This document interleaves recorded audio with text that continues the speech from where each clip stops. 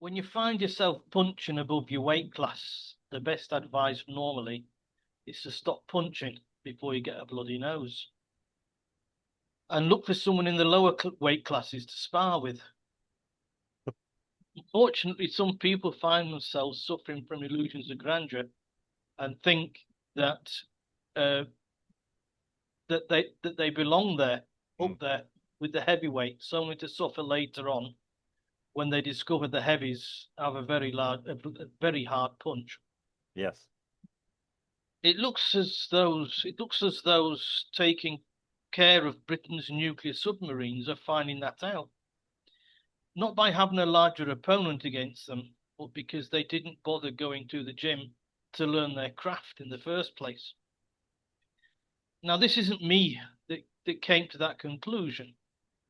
It was retired Rear Admiral Philip Mathias who recently said that the British Navy is incapable of running nuclear submarines and should stick to making drones, mainly to be found in the featherweight division. Mathias, former Director of Nuclear Policy at the Ministry of Defence, complained about the state of the British fleet of submarines in an article published in the Daily Telegraph. He highlighted continuing delays in shipbuilding and overly stretched patrols combining to result in a shockingly low availability of vessels needed to protect the UK at close quarters. He wrote, and I quote, "The UK is no longer capable of managing a nuclear submarine program. Performance across all aspects of the program continues to get worse in every dimension. This is an unprecedented situation in the nuclear submarine age. It is a catastrophe. It is a catastrophic failure of succession and leadership planning." End parenthesis there. Yeah. He said that the UK should withdraw from the AUKUS Pact, a deal between the UK, the US, and Australia, to provide up to 12 new nuclear submarines and focus on smaller unmanned vessels and aerial drones. Okay. The latest nuclear sub to enter into service was back in September, HMS Agamemnon.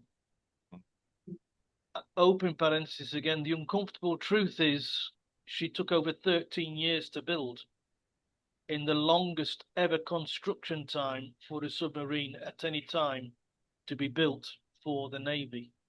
Close parenthesis. Simon Case, the British official overseeing the construction of submarines, told a parliamentary defence committee recently that decades of neglect damaged the whole industry, and he said somehow we became the world's most embarrassed nation. Yeah. There you are. Okay. So the nuclear program for submarines is not worth the paper it's written on. And that isn't me saying so. That's top brass and the top political brass in the country saying that. Right. I mean, okay. Tell them that they are wrong. Go on, Mark. I dare you. Well, it would be a brave man. Okay. I've never been associated with the military or anything else. I mean, what I know is speaking to other people, obviously, and what I read, and yeah, and what I can put together knowing industry. Again, yeah. I don't mind, and I got to be honest with this now. I don't mind now if the UK is just a false focusing on more local matters, i.e., home defence and any threats, any short-term threats globally. Yeah, without going into a major conflict. It's the I'm gonna say something now, and I'm looking at this logically. How would I do a strategic plan? Just knowing as a layman would. Okay, and that's all I'm going to do. And obviously, yeah, we've got into trouble before, but anyone understands. I'm talking as a layman. We're two guys who are just having a conversation here. When you're talking about strategic security, i.e., defence, what do you do in the future? Tanks I'm gonna have a global look at defence here. Tanks are no longer any good. The Ukraine war has proved that. Both the Russians and Ukrainians have had problems with that. Yeah, we've got the new weapons now, the double tap weapons, which were destroying Russian tanks all over the place. The Russians have some pretty horrific weapons, which were destroying the Ukrainian tanks. Given that the Russians knew the technology of the Ukrainian tanks anyway. That's why they have to have the different markings on the side, so they didn't shoot themselves up. And when we're talking naval engagement, okay, America's got a big naval presence. Probably China has. How effective the Chinese one is, it's unproven. We're that might be proven. That might be proven very negatively in some theatre in the future. Wait and see. The future does seem to be more autonomous or remote or stroke autonomous weapons. When we're talking about drones are beautiful weapons if you've got the technology and the ability to use them. You don't have to put anyone in danger. You fly over the area, whether they're suicide drones or they're returnable drones. You go in there, they drop their payload, they foxtrot Oscar and come back again. Yeah, great weapons. No aircraft carriers, no anything. No, yeah. You can engage them quickly from anywhere in the world now and control them. The tech is that good. So from just reading about it, and devastating accuracy. And yeah, you don't lose personnel, which is the most important thing. All of this you are saying is, of course, correct. Yeah. But what I was getting at with this article I was reading is that British command is in. Well, this is what I'm getting. They aren't that the UK is trying. If you listen to the politicians, the UK is trying to be the Armada, and it just isn't anymore. No, this is where I'm going with this. I say some people suffer from these illusions of grandeur. Yeah. Based on punching above the weight, but of course they're just going to get a bloody nose. Yeah, I mean, I spoke to some former naval people many years ago. Not lower ranks. These were medium, chief engineers and captains of people. And yeah, they did say that the Navy is in decline. And the effectiveness of operating a Navy. What's the effectiveness of the British actually operating a Navy when you consider geographically where we are? We can engage things. I mean, there are operations around the world that, yeah, if you're on LinkedIn, the Royal Navy have a LinkedIn account, funny enough, or a LinkedIn page. And yeah, that's quite interesting. It just gives a quick overview. I wouldn't say from the horse's mouth. There's a lot of propaganda on it as well, obviously. But it's an overview. It tells you when they're out on these missions and everything else. Okay, there's flag waving and everything else. But it's engagement. What is the role of the Royal Navy now? I would have thought the role of the Royal Navy would be to be patrolling up and down the English Channel, stopping potential terrorists getting in. Correct me if I'm wrong. You can't even look after the boats going from Calais to Dover, sir. Yeah, that's what I mean. And they say it's not their job, but it's, well, I don't know. I mean, defence of the realm is their job. Defence of, yeah. I mean, don't forget the UK still has a lot of overseas territories we're responsible for as well. Again, they've got mainly land bases there. I mean, it costs a lot of money to keep these places going. We'll be including this in another podcast about this subject. So yeah, okay. Keep it mum at the moment. Yeah. Just proves I don't know what you'll be talking about. But the what I'm saying is, how do we predict what's going to be required in the future? How do you look into the future? how many nuclear submarines do you effectively need, given that we never know where they're deployed anywhere in the world? We only roughly tell the Americans where we're deployed, so we don't actually manage to bump into each other. And yeah, the threat is always with nuclear subs. You could get away with probably having 3 or 4 nuclear subs any country, and nobody knows where they are. There could be one circling the Falkland Islands, for example. I know that's been in the news today. There could be others. One shows up in Scotland occasionally to be serviced, or wherever their service point Well, is now.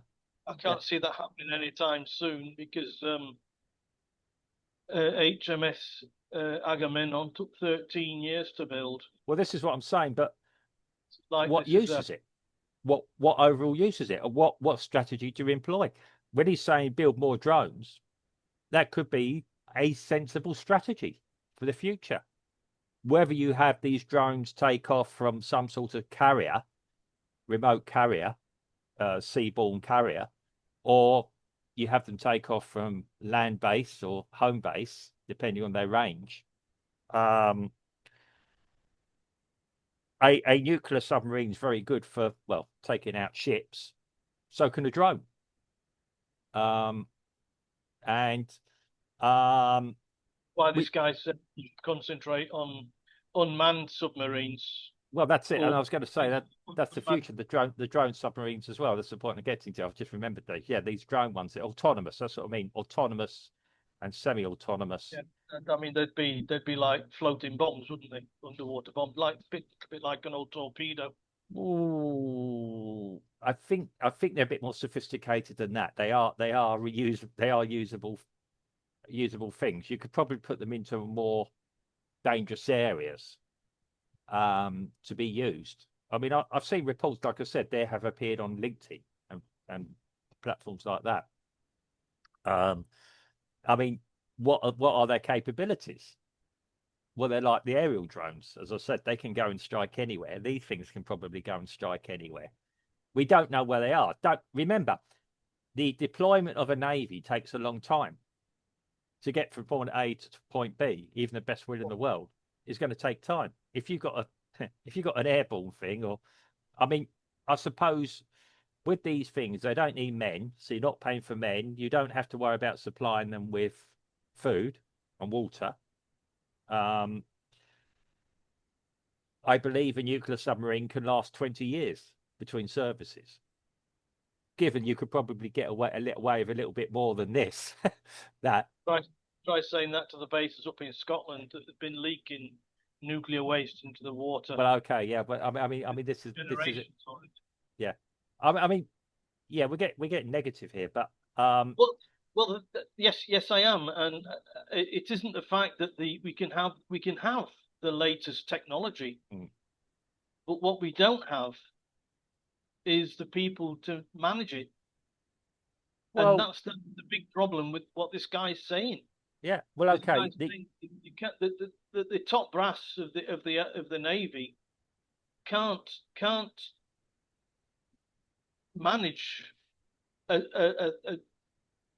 nuclear submarine.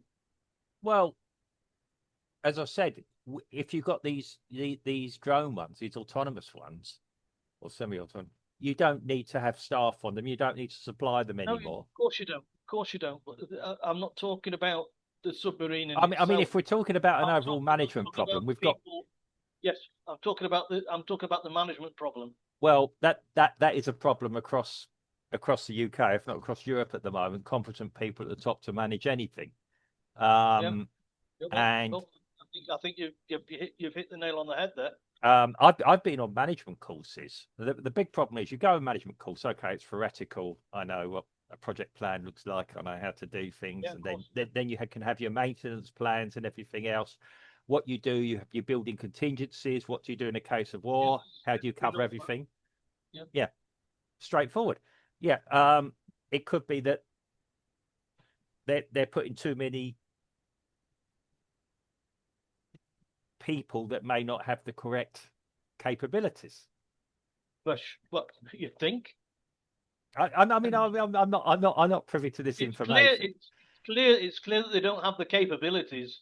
Yeah. Otherwise, this guy would be saying nuclear submarines is a stonking success. Well, okay, it's It's taken 13 years to build a sophisticated piece of equipment, I may add. Is it Yeah, but the BAE thing is systems and that things build them? once it's built, it's been passed, but technology's passed it by. Well, that again, if you work in the technological world, you sometimes have to have a cut-off point. We can't keep adding on and on. This is our tech cut-off point. Um, it's not like you can update your computer once every 2 years, 2.5 years. Um, these things are deployed for 20 years, 25 years is normally when you install something in technology, you say it's got a 20-25 year life. And as I've been trying to say, what is the correct way? What are the Russians going to build in that time? What will the Chinese build? Okay, I have an idea. How about building a submarine in 5 years? how? You'd have the technology. That's a big difference because this Yeah, 13-year submarine yeah, it's the longest yeah. it's Time it's taken ever taken. Yeah, time. well, it sounds like to me that they were trying to add in new technology all the time. That's the only reason I could think I that it just would think take. I boil it down to incompetence. So. Well, okay, well that could be part of it. I'm playing. Yeah, I'm just having to think about why it would take that long. Okay, you can say you've got supply chain issues, you've got initial design issues. Nobody could agree. I mean, if we're talking cradle to grave on a project, um, you scope it. What do we need from this nuclear submarine, or what do we need from this item? What will be its capabilities? Um, even to even to where do we put the male and female toilets? Yeah. Yeah, well, Um, I'm sure that the Navy would have done all that. It's just that when it came to execute the project, it just went tits up. well, that's what I'm And saying. Yeah, I mean, most projects do at some point have a failure. You have a critical path, and they might miss a critical path. You've got your baseline, which is the ideal. You've got a critical path, well, and you know, when you're supposed to have the best of the best of the best in of UK military mm, work at these projects, and they can't get their finger out of their anus, well, then something bad. And that's basically what the guy's saying.